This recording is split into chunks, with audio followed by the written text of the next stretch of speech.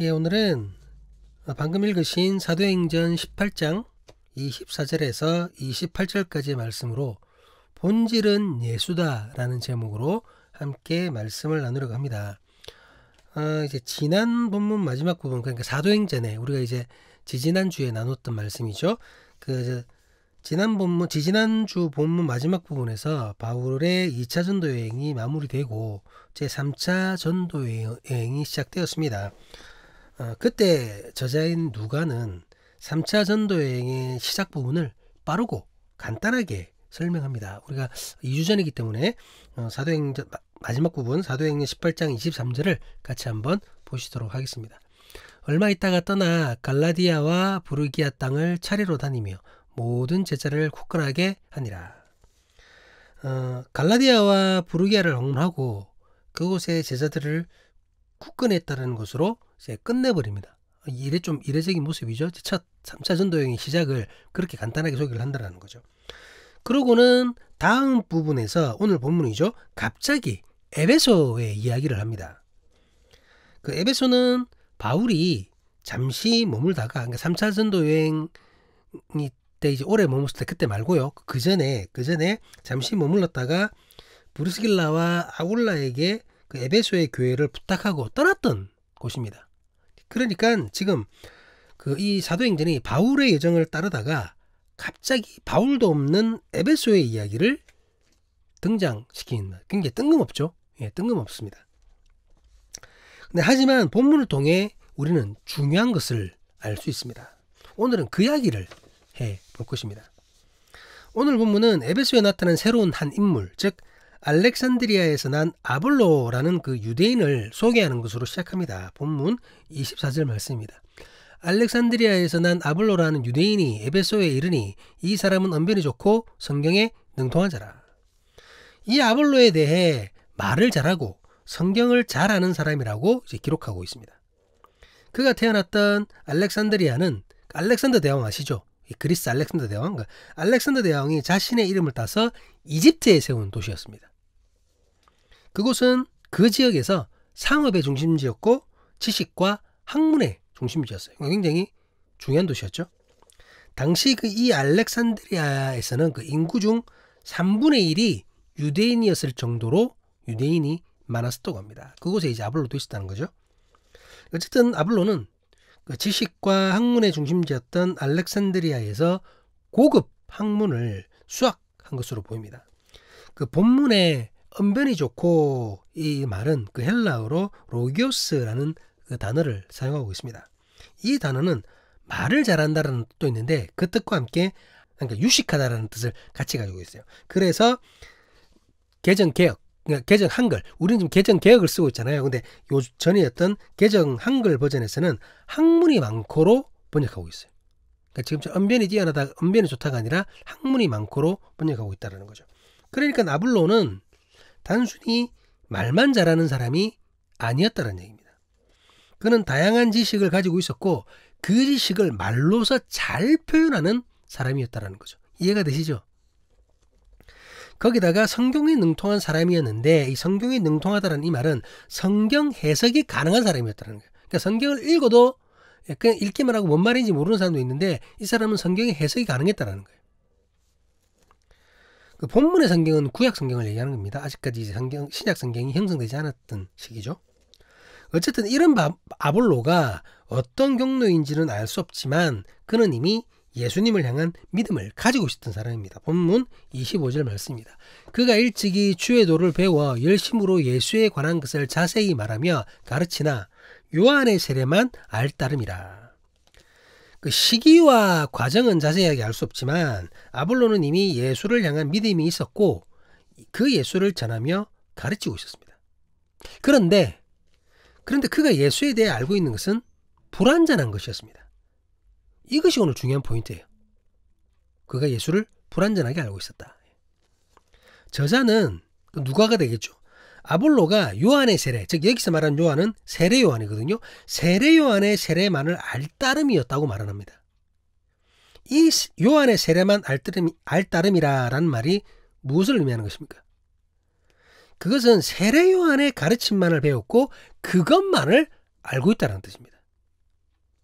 그러니까 예수님께서 직접 가르치신 말씀을 배운 것이 아니라 세례 요한이 증거했던 예수님만을 알고 있었다는 거죠.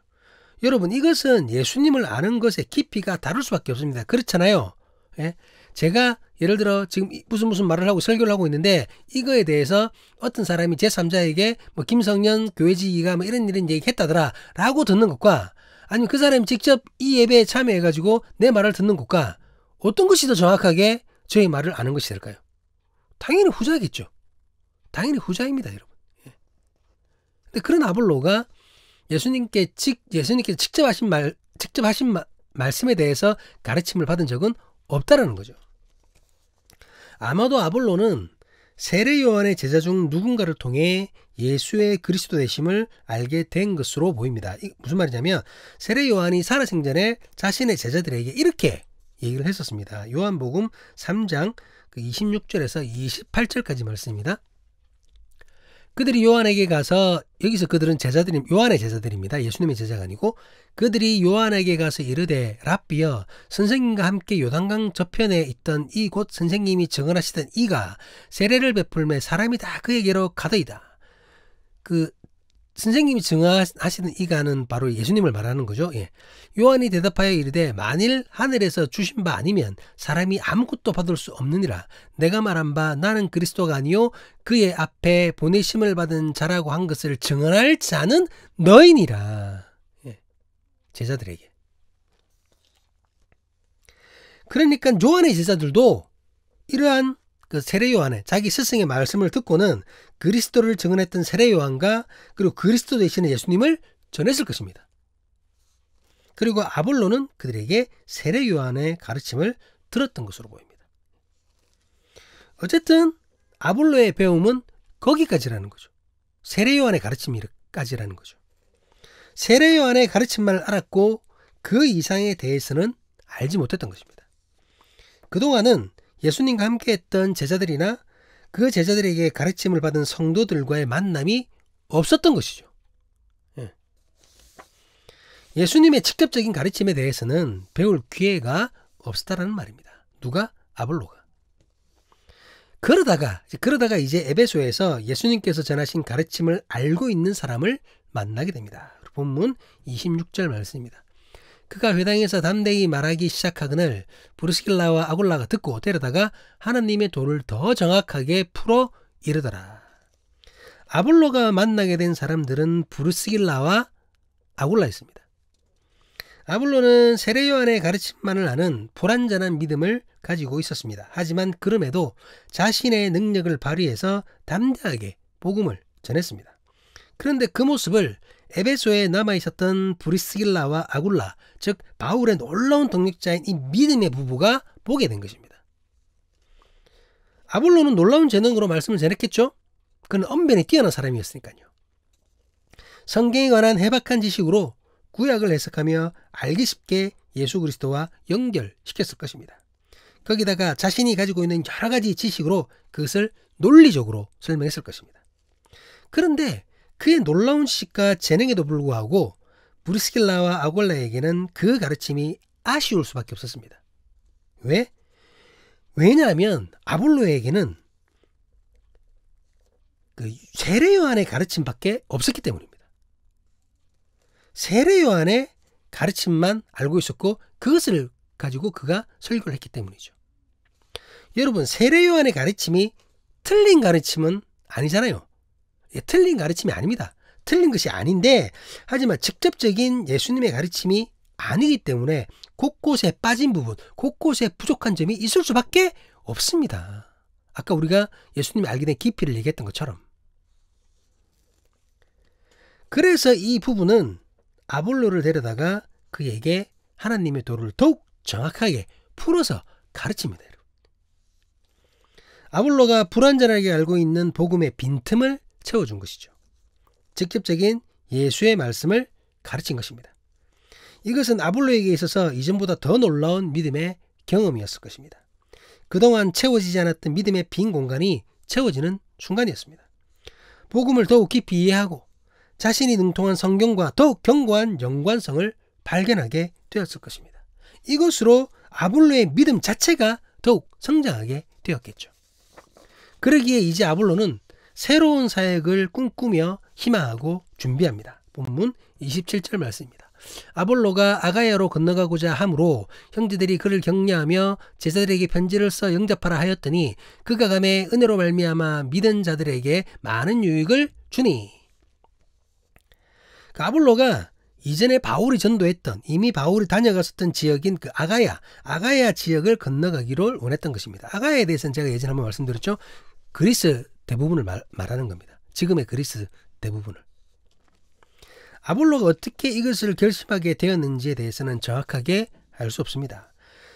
배자 사본이죠. 성경의 사본인데 오늘 보셨던 그 영상 중에 뭐 신약 성경에는 사본이 많다라고 이렇게 설명도 있었는데, 어쨌든 배자 사본이라고 불리는 그 서방 사본이 있는데, 그 사본에서는 에베소에 있었던 그 고린도 교인들이 아볼로에게 자신들과 함께 고린도로 갈 것을 부탁했다라는 기록이 있습니다. 그러니까 그 사본에 의하면은 그 사람들의 요구에 의해서 그 아가야로 간 것이 되겠죠. 하지만 이것도 뭐 정확하게 우리가 정경 안에 포함되지 않았죠.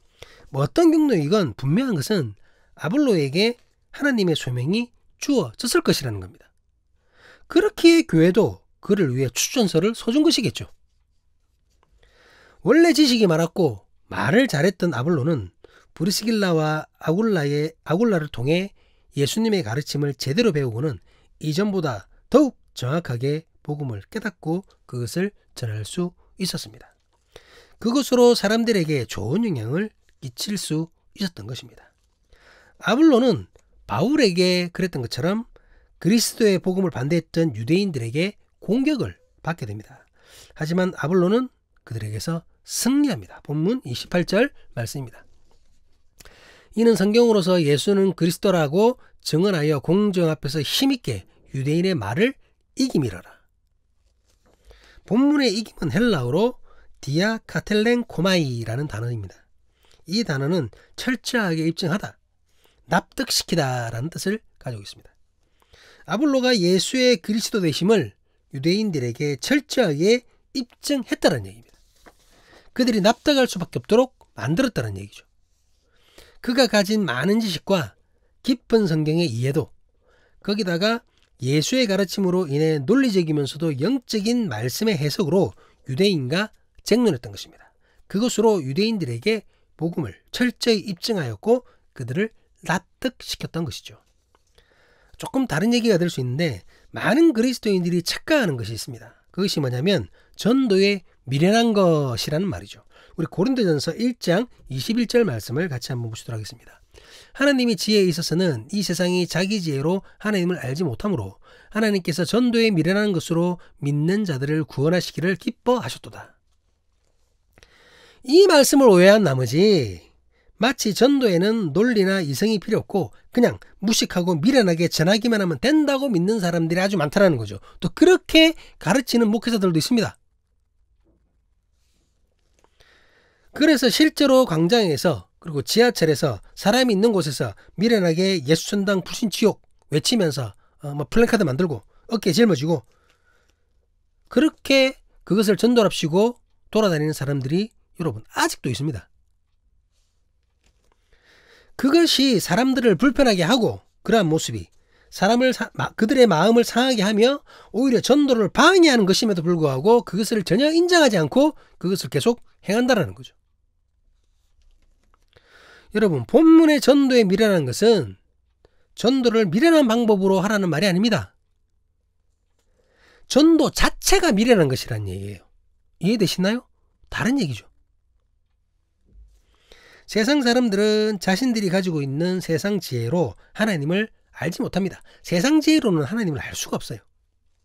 그렇기 때문에 그들에게 하나님을 전해줘야 됩니다. 전도해야 된다는 거죠.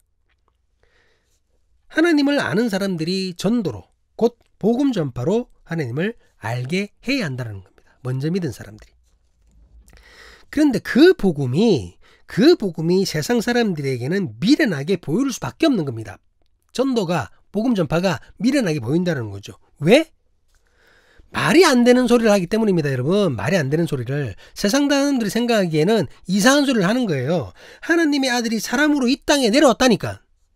그가 인간의 죄를 위해 죽었다가 다시 살아났다고 하니까, 다시 살아난 사람이 하늘로 승천했다고 하니까, 지금처럼 비행기가 있는 것도 아니고, 승천했던 사람이 다시 세상으로 내려와서 이 땅을 심판한다고 하니까, 이렇게 얼토당토 않는 꿈같은 소리를 하니까 세상 사람들에게는 미련하고 무식하게 보이는 겁니다. 말도 안 되는 소리를 하니까.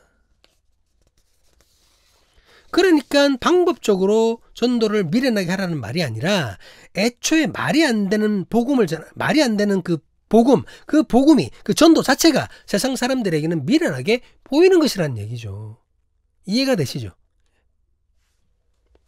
같은 고린도전서에서 바울은 은사에 대해서 이렇게 전합니다. 고린도전서 12장 4절에서 8절까지 말씀입니다. 은사는 여러 가지나 성령은 같고, 직분은 여러 가지나 주는 같으며, 또 사역은 여러 가지나 모든 것을 모든 사람 가운데서 이루는 하나님 같으니, 각 사람에게 성령을 나타내심은 유익하게 하려 하심이라. 어떤 사람에게는 성령으로 말미암아 지혜의 말씀을, 어떤 사람에게는 같은 성령을 따라 지식의 말씀을. 그리고 그 뒤에 쭉쭉쭉 여러 가지 은사가 나옵니다. 성도들에게 주신 하나님의 은사를 가르치면서 지혜의 말씀과 지식의 말씀을 어떻게 가장 먼저 얘기하고 있습니다. 첫째 되는 은사라는 거죠. 지혜와 지식이 하나님의 은사 중에 우선이 되는 거라는 겁니다. 우리는 전도를 미련한 방법으로 행하는 것이 아니라, 세상 사람들에게 미련하게 보이는 그 전도를 지혜의 말씀과 지식의 말씀으로 전해야 한다는 것입니다. 아볼로가 그렇게 했다는 거죠. 전도를 미련한 방법으로 하라는 것이 아니라, 전도는 미련하게 보이는 것인데 그것을 지혜롭게 지식을 가지고 하라는 얘기입니다.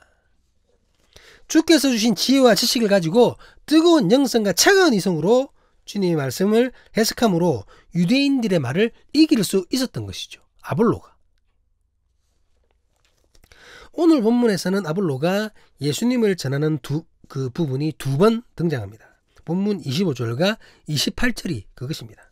그런데 이 두 말씀에서 아볼로의 상태는 전혀 다릅니다. 25절에서의 아볼로는 열심은 있었지만 예수님을 제대로 알지 못했습니다. 오직 요한의 그 가르침만을 알고 있었고, 그것으로 불완전한 믿음을 가지고 있었습니다. 틀린 것이 아닙니다. 틀린 것은 아닌데 부족한 부분이 있었다는 거죠. 하지만 28절에서 힘있게 예수를 그리스도라고 전하는 아볼로는 달랐습니다. 세례 요한의 가르침뿐만이 아니라 예수님께서 직접 말씀하신 가르침도 알게 되었습니다.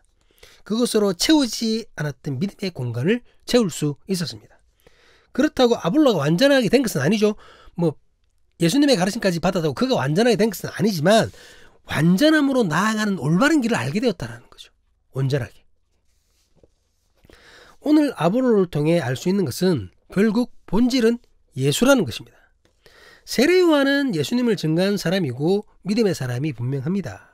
그렇기에 요한의 가르침으로 아볼로가 예수님을 알게 된 것은 사실입니다.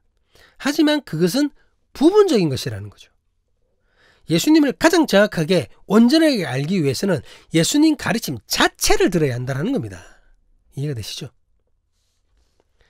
예전에 제가 신학대학 다닐 때, 침례신학대학인데요. 졸업은 못했습니다. 2학년 때 중퇴를 했습니다. 어쨌든 그 학교를 다닐 때에 매달 나오는 학교 잡지가 있었습니다. 거기에 이제 네컷 만화가 있었는데, 그 어느 달인가 이런 내용이 실렸어요. 갓 입학한 그 신학생이 신학책을 읽으며 그 유명한 신학자들의 사상을 외우듯이 공부하는 겁니다. 칼바르트, 불트만, 몰트만, 토마스 아퀴나스 이러면서 막 신학적인 것을 외우는 겁니다. 그런데 이제 이 친구가 정작 그 2학년 전에 통과해야 될, 지금도 그러는지 모르겠는데 그 침례신학대학교는 그 성서시험이 있어가지고 그것을 통과해야만 나중에 이제 목사 안수를 받고 막 그런 게 있었어요. 지금도 그럴지는 모르겠습니다. 그때 그랬다라는 거죠.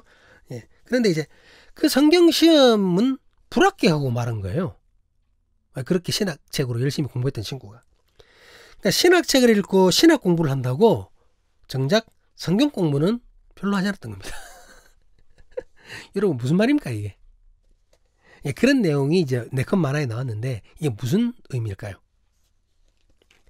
본질을 뒤로한 채 그 본질을 설명하고 있는 주변의 것을 더 중요하게 생각했다라는 겁니다. 이해가 되시죠? 신학책이나 신앙서적을 읽지 말라는 얘기 아닙니다. 여러분, 아무 필요가 없다는 말이 아니에요. 그런데 그 신학책이나 신앙서적을 우리가 극대화하면서 이해하고 받아들이기 위해서라도 가장 먼저 우선적으로 성경을, 말씀을 읽어야 한다는 겁니다. 아니, 말씀을 알아야 그것을 해석하고 연구한 신학서적이 올바르게 이해가 되는 것 아니겠습니까, 여러분? 본질을 놔두고 그 주변 것만 본다라는 게 말이 됩니까? 믿음의 사람들은 예수님을 믿는 것입니다. 믿음의 사람들은 예수님을 알아야 합니다.